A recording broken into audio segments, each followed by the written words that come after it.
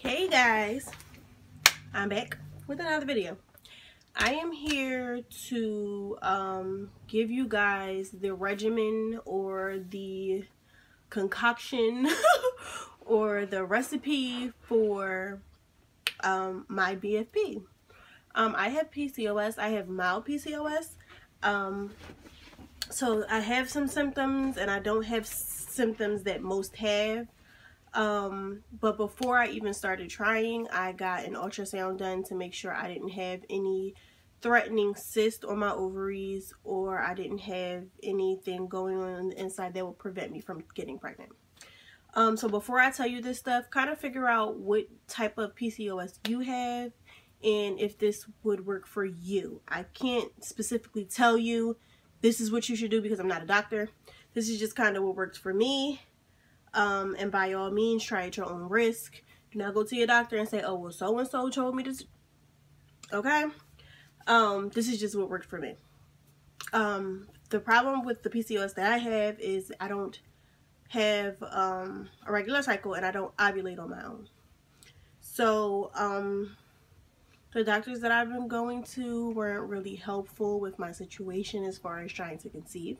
So I kind of did some research and I kind of did my own thing. I noticed that I wasn't getting a cycle. So I figured out something that was natural, some type of vitamin that I can take that can bring my cycle back naturally without taking Pravera or metformin or anything like that. So what I found that worked for me was Vitex. I made plenty of videos on this and how I was on it for almost a year, what it did for me, how it worked, and stuff like that. You could check out all of those videos. I think I did about 8 cycles where I actually recorded updates on how I was feeling on the Vitex. So the Vitex for me, it kind of regulated my cycle in the beginning. For the first 3 months, I was getting a 28-day cycle. And I was ovulating on cycle day 19, which is not, I'm not going to say not good, but not normal for a 28-day cycle, because that would mean that your luteal phase, is basically the time from you ovulating until your period, was kind of short. What's normal for a 28-day cycle would be cycle day 12 to 14 for you to ovulate, which gives you another 14 days to be able to, you know, conceive and have your baby actually, have your egg, your fertilized egg actually implant. So that was kind of an issue. So I figured that, okay, maybe as I stay on it for a little while longer, it'll push my ovulation forward more, which didn't happen. I ended up having a chemical pregnancy, whereas I got positive tests, but there was nothing there. It kind of just came out with my next period. I went about 90 days without getting my next period. At that time, I figured I should take a break off of the Vitex and just kind of like chill out. So I took about a month and a half off from the Vitex. Got back on the Vitex, and it regulated my cycle, but it was nothing how it was in the beginning. It was not 28 days, and I was not ovulating on cycle day 19 anymore. I started having like a 45-day cycle where I would ovulate on cycle day 28. Not sure as to why it changed, but I guess it was kind of normal for me. But I noticed that my ovulation was strong, and my ovulation was, instead of it being like 24 hours, it was 48 hours or 72 hours based on my ovulation tests. So that's how that went.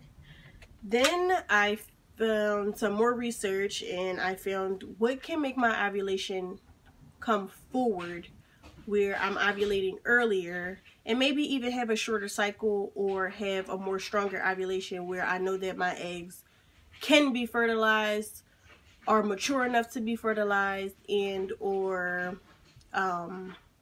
you know, just able to be healthy. That's when I found soy. Now, soy isoflavones is just like a women's health vitamin, and it helps support ovulation. It is the natural version of Clomid. It works just the same as Clomid, which is a clinical drug to help women regulate their cycles and to ovulate. Now with this, you cannot use it with Vitex, being as though they both help with your cycles, but they kind of work for different things. So when they're both in your body, they kind of work against each other. I knew that, but I didn't know how long the Vitex was still in my system when I was taking the soy. So the first round of soy didn't work, and then the second round of soy didn't work, and then this third round of soy actually did work. And I'm assuming it's because all of the Vitex was out of my system. So I can just show you what they look like.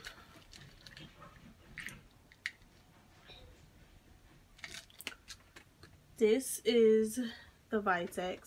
It's like in the plastic capsules. It's like a powder inside of it.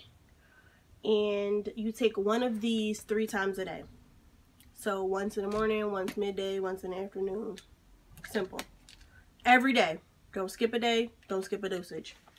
Now these, you have to take 5 of these at one time, depending on the doses that you want to take.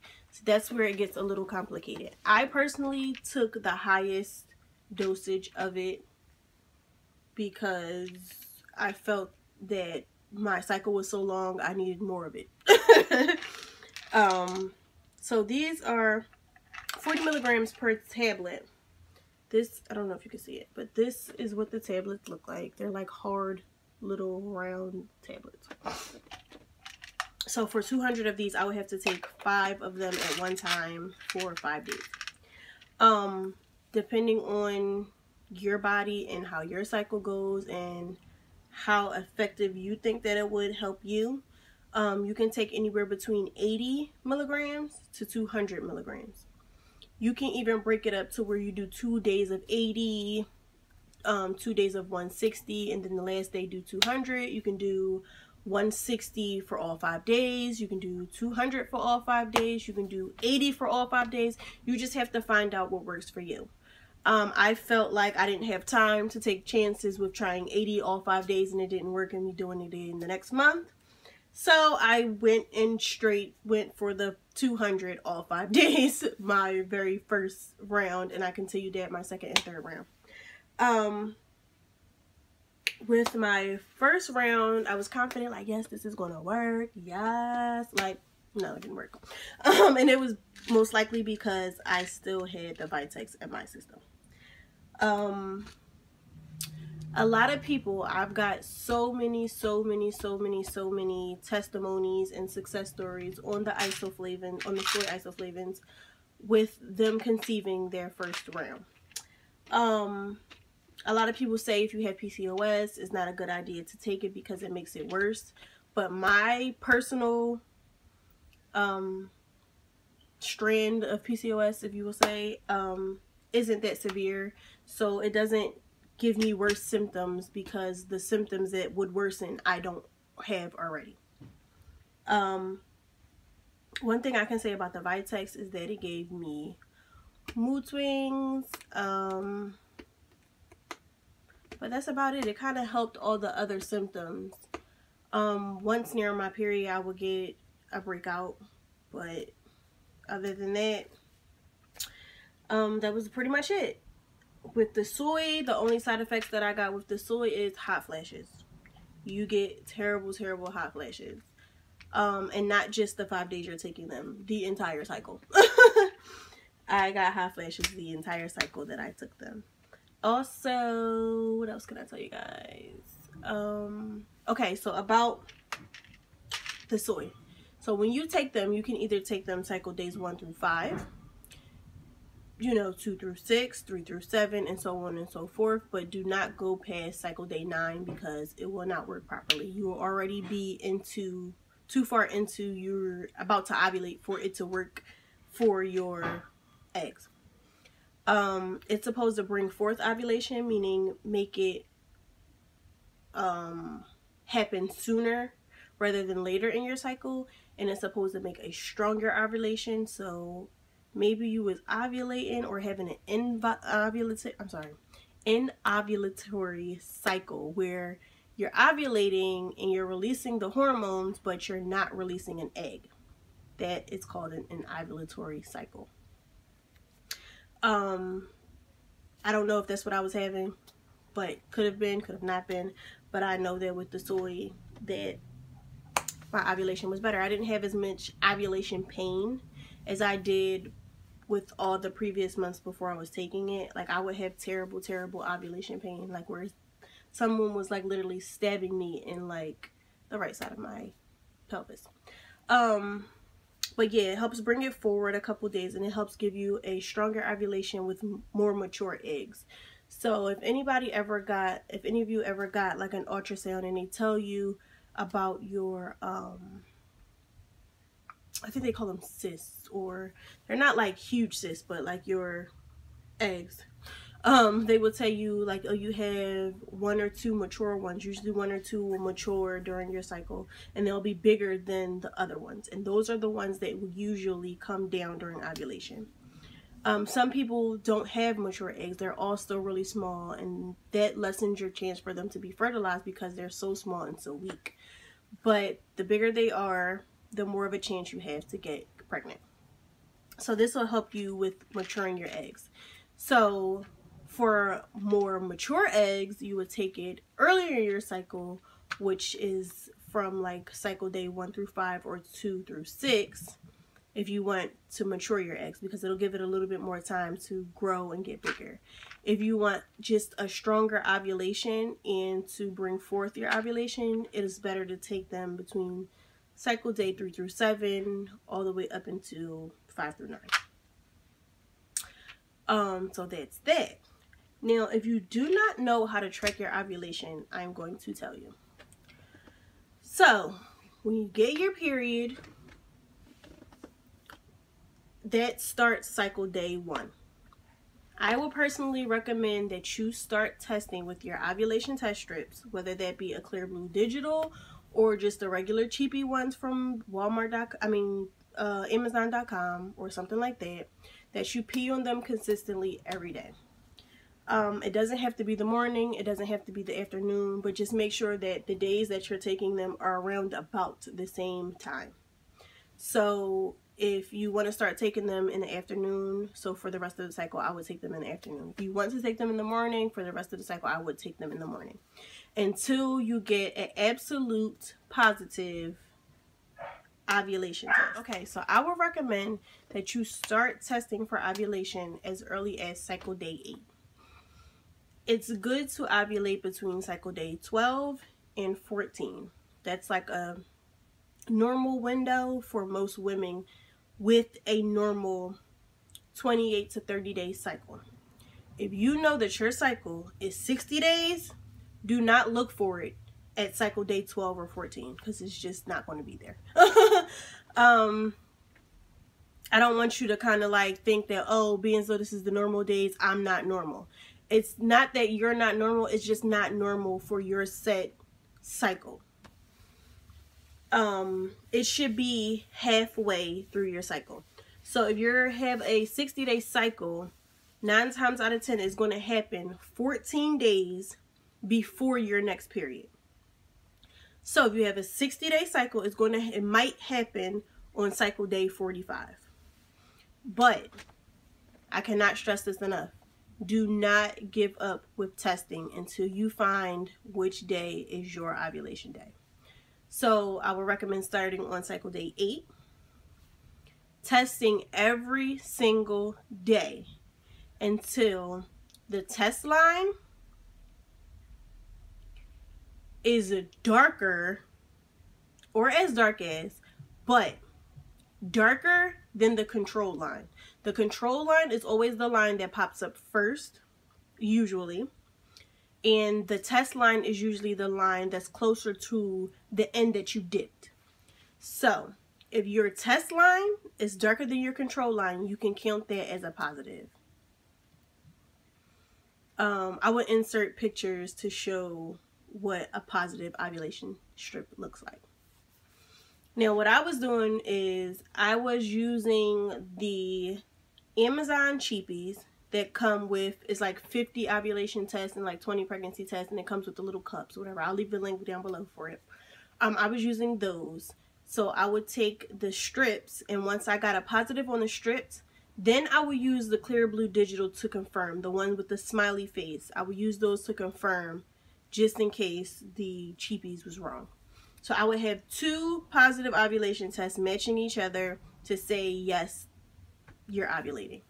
And I would do that for a few months, and just to make sure it's consistent. So if it's cycle day 28 on this month, it should also be cycle day 28 the next month, and you should be getting your period 14 days after that positive ovulation test. Okay, so that will be your DPO. So you don't count the first day after ovulation, you will count the second day after ovulation. So say you ovulate here,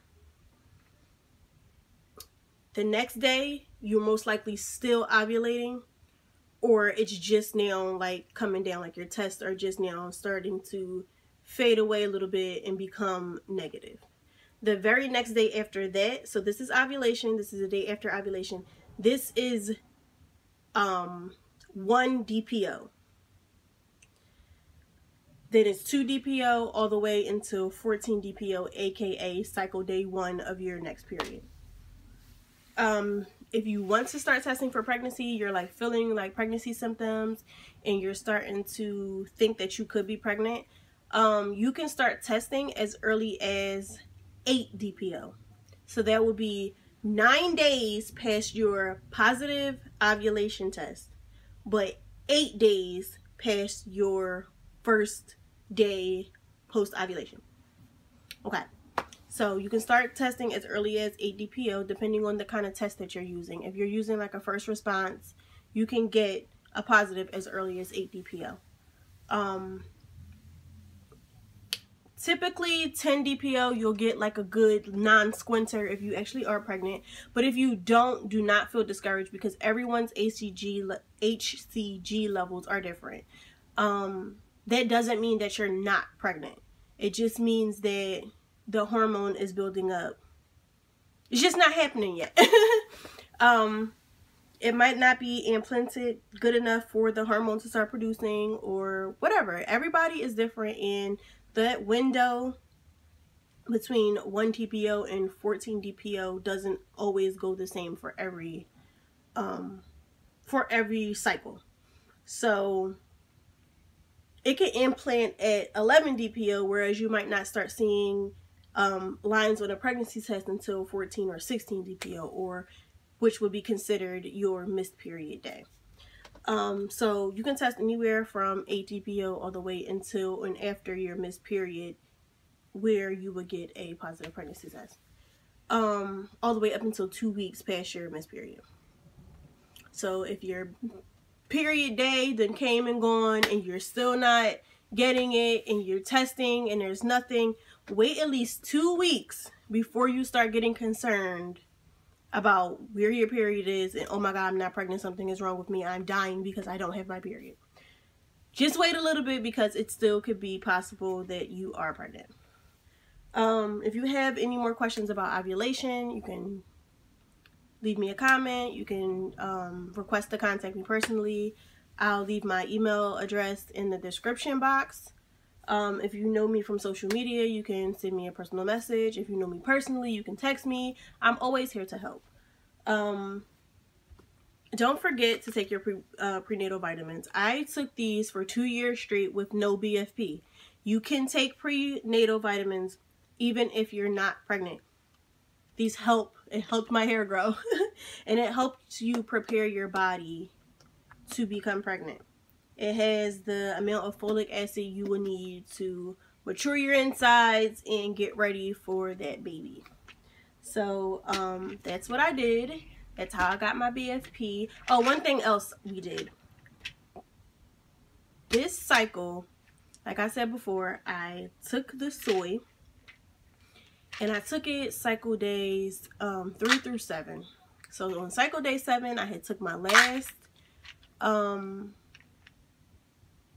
dosage of soy isoflavones, and husband came to me and was like, babe, I think we should take a break. Like, I don't want to do this anymore. Not have a baby, but he's like, I don't want to do all of these tests.